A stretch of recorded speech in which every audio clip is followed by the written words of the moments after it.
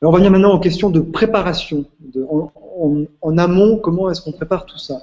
Le premier conseil, c'est de partir analogique. C'est-à-dire de partir avec un crayon, une feuille, et de ne pas partir avec, disons, l'idée c'est de ne pas partir avec le logiciel de diaporama. Ah bah moi j'aime bien partir avec le mien. Tu vois, j'aime bien partir avec tout mon bazar. Je reprends toutes celles que j'ai préparées, toutes mes présentations, et je dis bah aujourd'hui je vais parler de quoi? Est-ce que je reprends un peu de ça? Alors souvent je vais reprendre des trucs que j'ai dit à droite à gauche. Je me répète un peu, je rabâche, mais j'aime bien prendre une ou deux slides et puis à partir de ça. Et Là, évidemment, tu as déjà des diaporamas qui sont préparés et tu fais que de la recomposition.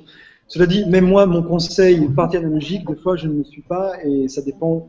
Les règles sont faites pour être brisées.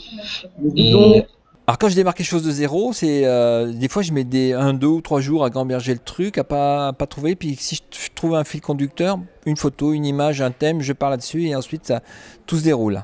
non, mais l'idée de partir analogique, c'est l'idée de ne pas se laisser embarquer par une logique de l'outil. C'est ça en fait un peu. Hein. Voilà, mais évidemment les règles ne sont pas ici l'espèce des règles des dogmes, hein. Simplement des choses qui peuvent vous éviter certaines faiblesses de conception. Donc idéalement, commencer sans le slideware, commencer avec du papier, des post-it sur un mur, ça peut être pas mal, ou une carte d'idées. Ou directement sur le diaporama, mais alors là, peut-être vraiment sans template, sans modèle prédéterminé, et vraiment avec du blanc. Et c'est vrai que quand on affiche les logiciels de diaporama ont maintenant des fonctions visionneuses. Je pense qu'il y a ça dans la plupart des logiciels. Extrêmement pratique parce qu'on peut avoir en un plan toutes les diapos qui sont là. Et alors, c'est vrai que c'est extrêmement facile de les réorganiser pour organiser le propos. Ensuite, évidemment, bon, ça c'est des questions de rhétorique de base, hein, se poser deux questions.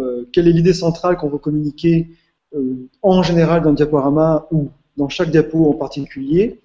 Donc ça vaut pour le général, pour le macro et le micro, ce que je dis. Hein. Quelle est l'idée centrale de ma communication et quelle est l'idée particulière aussi de chaque diapo? Et se demander à chaque fois pourquoi est-ce que c'est important pour l'autre qui m'écoute. Donc ça c'est l'idée d'aller chercher l'autre avec des arguments qui vont toucher lui, évidemment. Hein.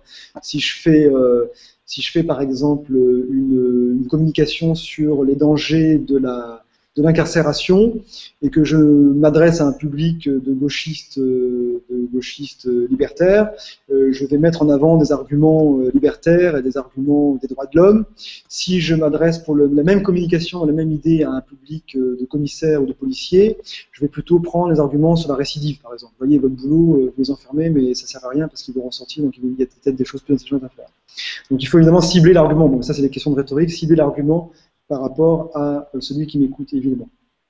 Et puis ensuite vient la phase d'élaborer le contenu, une sorte de storyboard en fait. Hein. Bon, là je répète les arguments, enfin je répète pardon les règles de composition, c'est un point par idée, pardon, un point par diapositive, une diapositive par point, en retenant que tout point ne mérite pas forcément une diapo. Hein. Et on peut très bien montrer une diapo, ça peut très bien être un fond noir à ce moment-là. Hein.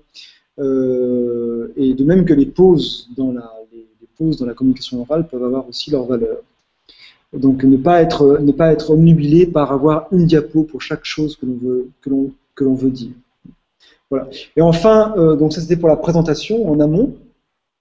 Ensuite, on commence à élaborer, une fois qu'on a ces idées, on commence à élaborer le diaporama. C'est vrai que c'est un aller-retour entre l'analogique, le papier, la réflexion dans le métro ou dans la marche, et puis la conception.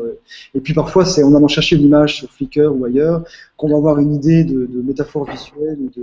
Moi, j'aime bien aussi, c'est regarder dans mon domaine ou sur SlideShare, ou quand je vois passer des choses sur Twitter, quand j'ai un peu de temps, je vais aller voir.